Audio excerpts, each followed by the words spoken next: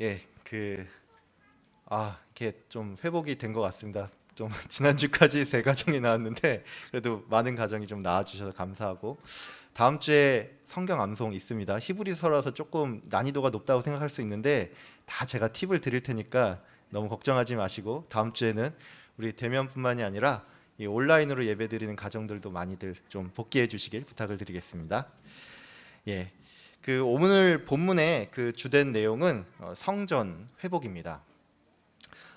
지금 이 시대에 성전이 있나요? 지금 이 시대는 그 과거에 있던 그 성전은 존재하지 않습니다. 제가 이렇게 말씀을 드리면 교회 건물이 성전 아닙니까? 뭐 이렇게 묻는 분도 계실 텐데, 답부터 말씀을 드리면 교회 건물은 성전이 아닙니다. 왜 그런 걸까요? 그건 바로 예수님께서 우리의 모든 죄를 사하셨기 때문입니다. 그래서 지금은 더 이상 성전 제사도 성전 건물도 없습니다. 참고로 그 천주교는 여전히 교회 건물을 성전이라고 생각을 합니다. 우리가 교회 건물을 뭐라고 부르죠? 예배당이라고 부릅니다. 반면에 이 천주교인들은 교회 건물을 성당이라고 부릅니다. 왜 성당이라고 부를까요? 그건 바로 미사를 드리기 때문입니다. 이분들에게 있어 미사는 그 구약 시대의 제사로 특별히 속죄제의 성격이 굉장히 강합니다. 그래서 천주교는 이 신부들을 뭐라고 부르는지 아십니까? 사제라고 부릅니다. 그리고 천주교 성경 혹시 보신 분 계실지 모르겠는데 거기는 구약의 제사장들을 전부 다 사제라고 번역을 합니다. 즉 천주교는 이 예수님께서 폐하신 그 성전 제사를 오늘날 성당 미사로 드리고 있는 것입니다. 제가 이렇게 이제 교회 건물로서 성전은 없다라고 설명을 드리니까 그럼 오늘 본문은 뭐 성전 회복이니까 우리와 별 상관없는 거 아니야? 뭐 이렇게 생각하는 분 계실 것 같습니다. 하지만 그렇지 않습니다. 비록 우리에게 제사가 없고 또 제사를 드리는 건물이 없는 건 사실이지만 우리는 여전히 어떤 장소에 모여서 예배를 드리고 있죠. 그렇기 때문에 이 성전의 회복은 지금 이 시대를 살아가는 성도에게 있어서는 예배의 회복을 의미합니다. 그러면 이 예배의 회복은 누구를 통해 이루어질까요? 그건 바로 하나님의 감동을 받은 사람들을 통해서 이루어집니다. 에스라 1장 5절은 이렇게 말하고 있습니다. 그 마음이 하나님께 감동을 받고 여호와의 성전을 건축하고자 하는 자가 다 일어나니, 즉 하나님께 감동받은 사람이 성전의 회복을 위해서 예루살렘에 나아갔습니다. 그럼 이 시대에 하나님께 감동받은 사람들은 누굽니까? 아주 은혜가 넘치나 봅니다. 하나님께 감동을 받은 아이입니다. 예. 예, 이 사람들은 바로 예배를 사모하는 사람입니다. 이렇게 예배를 사모하는 아이가 있죠. 예. 그 요한복음 4장 24절은 우리에게 이렇게 말하고 있습니다. 하나님은 영이시니 예배하는 자가 영과 진리로 예배할지니라. 여기서 이 영과 진리는 성령을 의미합니다.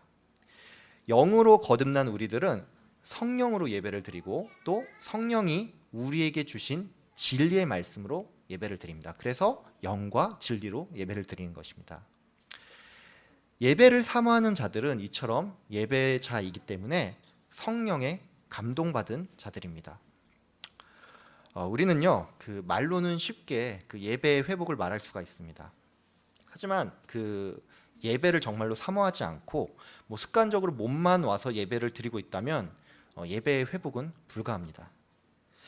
좀 서글픈 얘기인데 그 교회 안에서 이 코로나 시국을 은근히 좋아하는 분도 계십니다. 물론 이분들도 이 코로나 상황이 불편합니다. 근데 이 불편함은 자신의 일상이 마비되는 것에 따른 불편함이지 대면으로 예배드리지 못함에 따른 그 불편함은 아닙니다. 말로는 대면 예배 못 드려 아쉽다라고 하는데 속으로는 편하게 편하게 예배 드려서 좋고 이참에 몇 주 예배 건너뛰어야겠다 이러면서 은근 좋아하는 분도 계시다는 것이죠.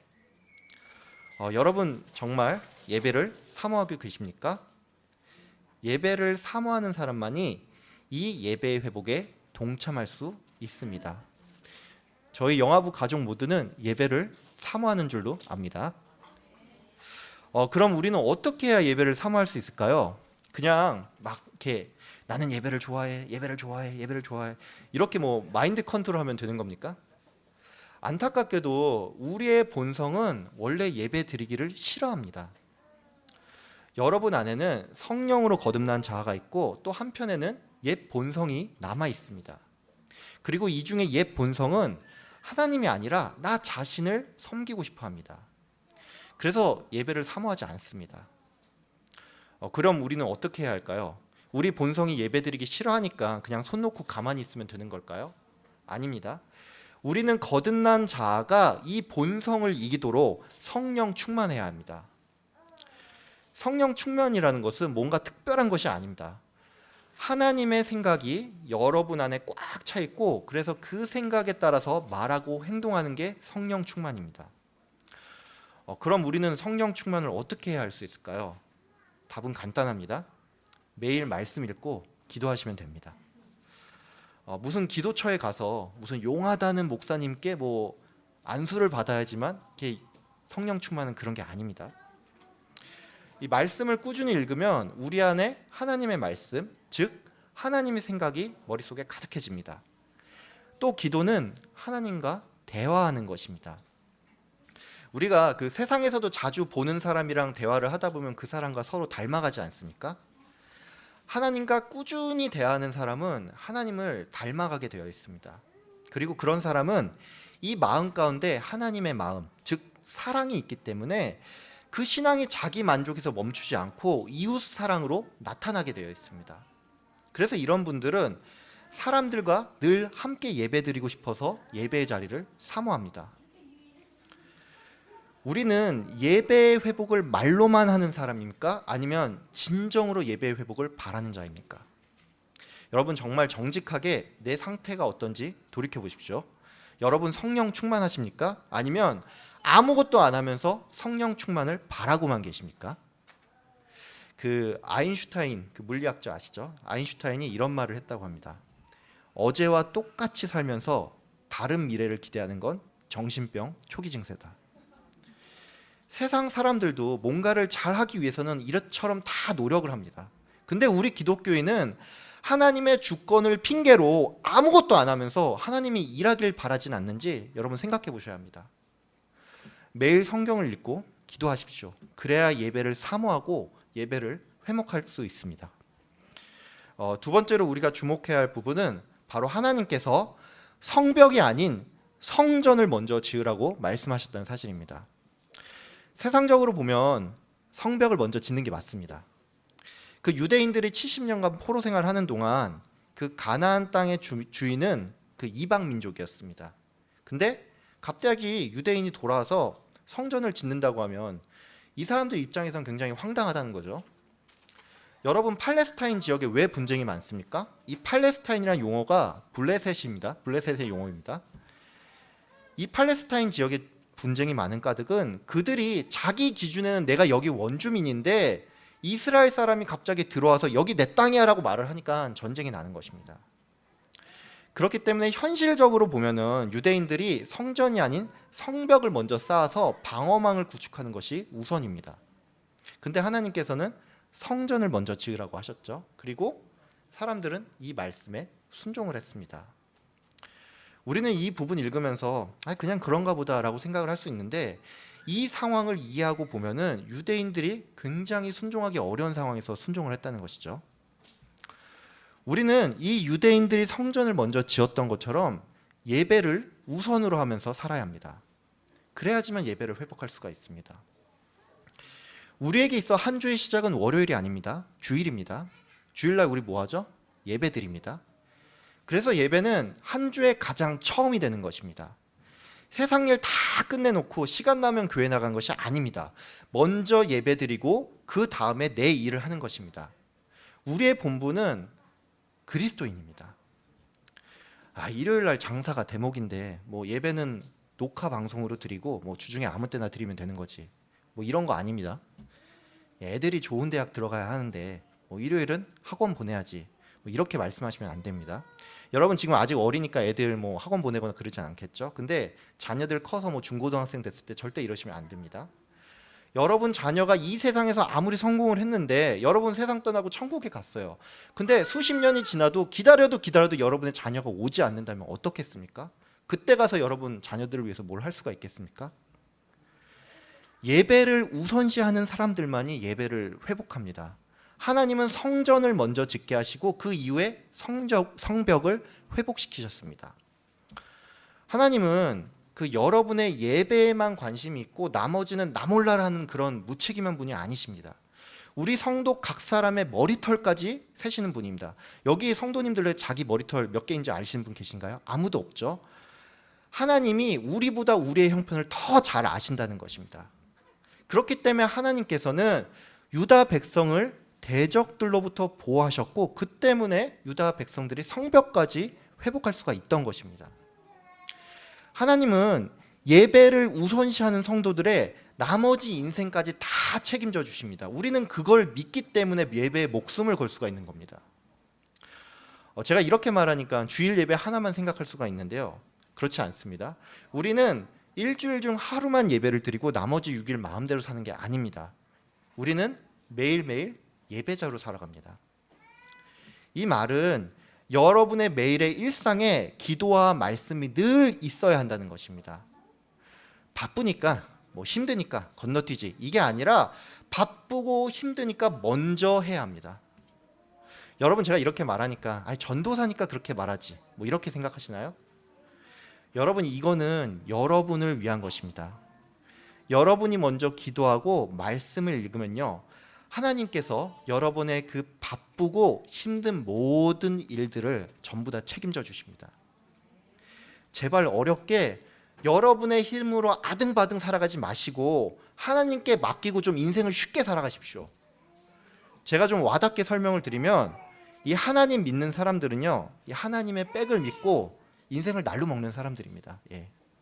제가 그렇게 살고 있으니까 여러분도 그렇게 살아가십시오. 마지막으로 우리는 그 예배의 회복에 늘 시험이 따른다는 사실을 기억해야 합니다. 그 유대인에게 있어 이 시험은 굉장히 교묘한 시험이었습니다. 유대인이 성전을 지으려고 할 때 그들의 이 대적이 나타났습니다. 근데 이 대적들이 너희가 성전을 짓지 못하도록 하겠다라고 말하지 않았습니다. 그들은 오히려 야 우리도 하나님께 제사를 드리는 사람이니까 너희들을 돕겠다라고 말을 했습니다. 이 얘기를 들으면 여러분 되게 혹하죠. 근데 그 유대인의 지도자인 스룹바벨은 이거를 딱 잘라서 거절을 했습니다. 여러분 이 장면 보니까 어떤 생각 드세요?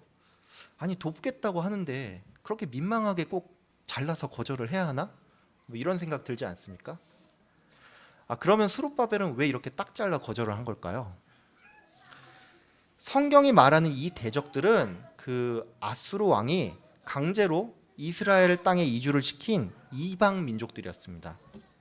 그들은 이스라엘 땅에 와서 하나님에 대한 이야기를 들었겠죠. 그래서 정말로 하나님께 제사도 드렸습니다. 하지만 이 사람들은 하나님을 진정으로 섬기는 사람들이 아니었습니다. 왜냐하면 이들은 자기 민족의 신앙을 가지고 거기에 여호와라는 신을 하나 더 추가한 것뿐입니다. 과거에 여호수아가 그 가나안 땅을 정복을 하고 그 후손들이 가나안 민족들을 다 정벌하지 못하고 남겨두었습니다. 그리고 이 때문에 결국 이스라엘은 발목이 잡혔습니다. 포로 귀환 세대들은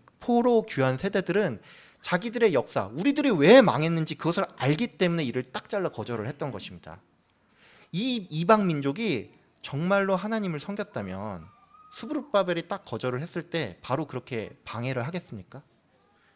성경은 이들의 본질을 명확히 알았기 때문에 이들을 대적이라고 표현한 것입니다. 우리에게도 이런 시험이 있습니다. 우리의 대적인 사단은 우리가 어떻게든 예배를 드리지 못하도록 온갖 방식으로 방해를 합니다. 예를 들어 여러분 직장에 어떤 상사가 여러분에게 주말 출근을 강요할 수도 있습니다. 또 여러분의 아내나 남편이 아니면 시부모님이나 장인 장모님이 이런저런 이유를 들어서 여러분이 예배를 드리지 못하게 할 수도 있습니다. 제가 그 직장 생활을 한 12년 정도 했었는데요. 제가 직장 생활할 때 이사 한 명이 있었습니다. 근데 이분은 금요일 퇴근 시간만 되면 저한테 딱 와서 일을 탁 던지고는 월요일 아침에 사장님한테 보고해야 되니까 보고서 준비해, 이런 식으로 자주 저한테 일을 던졌습니다. 주말에 쉬지 말고 일하라는 거죠. 그리고는 자신은 이 토요일 날 등산 약속이 있으니까 일요일 날 이 보고서를 그때 보자라고 하면서 주일 날 자꾸 나오라고 했습니다. 여러분이 이런 상황이면 어떻겠습니까? 화가 나죠. 예. 근데 왜 화나십니까? 여러분의 개인 시간이 뺏겨서 화가 납니까? 아니면 예배자로 주의를 온전히 지킬 수 없으면 화가 납니까? 사단은 우리가 예배에 소홀하도록 교묘하게 우리를 방해합니다. 이 예배 시간에 집중을 못하도록 예배 끝나고 집에 가서 뭐 배달의 민족으로 뭐 시킬까? 뭐 이런 생각이 들게 만들고요. 여러분이 꼭 가고 싶은 곳이 있었는데 하필이면 금요일 저녁에 출발을 해서 주일 저녁에 돌아오는 비행기가 엄청 싸게 나오기도 합니다. 예. 사단은 또 이 코로나 상황을 적극적으로 활용하기도 합니다. 정부 지침을 통해서 예배를 제한하는가 하면 이 급격한 확산세를 통해서 예배 드리는 일이 꺼려지게 만들기도 합니다. 그러니까 여러분들 이 상태에 이것에 휘둘리시면 안 됩니다. 사단이 여러분의 예배를 방해하지 못하도록 기도해야 합니다. 제가 이 서두에 오늘날 이 교회 건물이 성전이 아니라고 말씀을 드렸죠. 그럼 성전은 무엇일까요?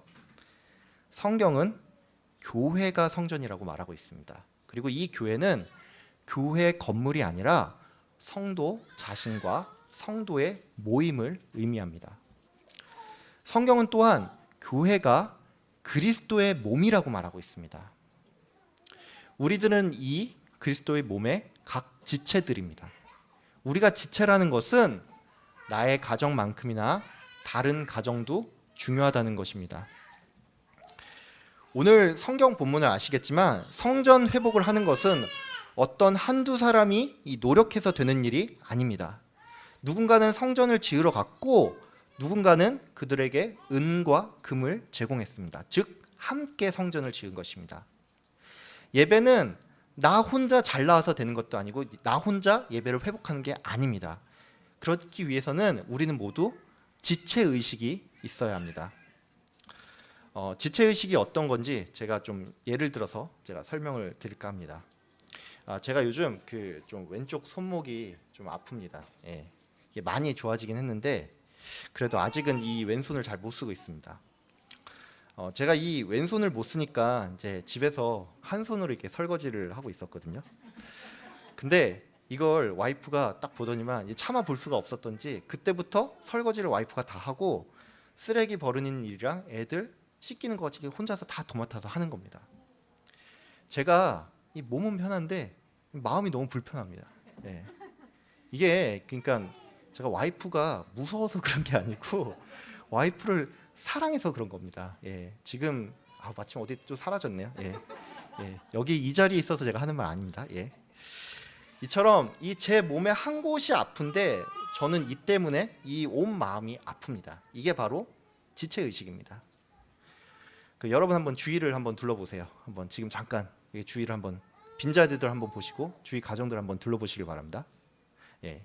이 평소 보이던 가정들이 있었는데 오늘 안 보이면 뭐 오늘 일이 있어서 못 나왔나? 뭐 이렇게 생각하십니까? 누가 안 보이면 그거는 뭐 선생님이나 교육자가 신경 쓸 일이지 우리가 신경 쓸 건 아니야. 뭐 혹시 이렇게 생각하시나요? 나랑 내 가정만큼 우리는 함께 예배 드리는 가정을 기억해야 합니다. 여기 부모님들 중에 뭐 주일학교 시절부터 또는 청년 시절부터 서로 알고 지내는 분들도 계시죠. 그러니까 여러분 안 보이는 가정이 있다면 서로 카톡도 보내고 뭐 안부도 물어봐 주시고 다음 주엔 함께 우리 영화부실에서 같이 예배드리자 이렇게 서로 권면도 해주시길 바랍니다. 아멘. 예. 내 주변의 가정 누가 예배 안 나온다든지 아니면 누가 아프다는 얘기를 들리면요, 그게 여러분은 나의 일처럼 신경이 쓰여야 합니다. 이것은 우리가 지체이기 때문에 그런 거지 오지랖이 아니고 정상인 것입니다. 교회의 머리는 누구라고 했죠? 예수님이십니다. 이 예수 그리스도께서 우리의 머리가 된다는 것은 머리에서 이 명령이 나오면 이 지체들이 움직인다는 것을 의미합니다. 즉 우리는 예수 그리스도의 그 생각과 마음을 가지고 살아가는 사람들입니다. 여러분 길을 걷다가 이 난간에 무릎을 딱 부딪히면 어떻게 하죠? 아파가지고 그 무릎을 막 이렇게 손으로 쓰다듬지 않습니까? 예수님께서 너의 이웃을 너의 몸같이 사랑하라고 말씀을 하셨습니다. 이처럼 우리가 주변을 돌아보고 서로를 위해서 기도를 하며 함께 예배드리기를 사모하는 것은 예수님께서 여러분에게 주신 지극히 자연스러운 마음입니다. 오늘 말씀을 생각하시고 또 예수님께서 주신 이 마음으로 공동체를 생각하고 모이기를 힘쓰는 우리 모든 가족이 되길 주의 이름으로 소망합니다. 네, 기도하겠습니다. 사랑이 많으신 하나님 아버지, 오늘 말씀을 통해서 예배의 회복에 대해서 생각해 보게 되었습니다. 아버지 하나님, 이 예배의 회복을 위해서 우리가 먼저 예배를 사모하는 자들이 되었으면 합니다. 그러기 위해 하나님 아버지, 늘 성령 충만한 상태로 예배를 사모하는 자들이 될 수 있도록 주님, 우리를 인도하여 주시옵소서. 또 하나님 아버지, 우리가 예배를 회복하는 과정 중에 많은 사단의 시험이 있고 또 방해들이 있습니다. 하나님, 우리는 이 사단의 시험과 방해를 핑계로 예배를 게을리하거나 소홀히 하는 것이 아니라 이 사단의 시험에 휘둘리지 않는 우리들 되게 하여 주시고 성령 하나님으로 기도하며 그들을 대적하며 더욱더 예배의 자리를 사모하는 우리 모두가 될 수 있도록 주님 인도하여 주시옵소서. 우리는 모두 그리스도의 지체입니다. 우리는 그리스도인으로서 형제 자매입니다. 나의 예배뿐만이 아니라 우리 모든 가정들 기억하면서 서로 권면하면서 함께 예배드리고 모이기를 힘쓰는 영화부 가족 될 수 있도록 주님께서 복을 내려 주시옵소서. 감사드리오며 예수님의 이름으로 기도하였습니다.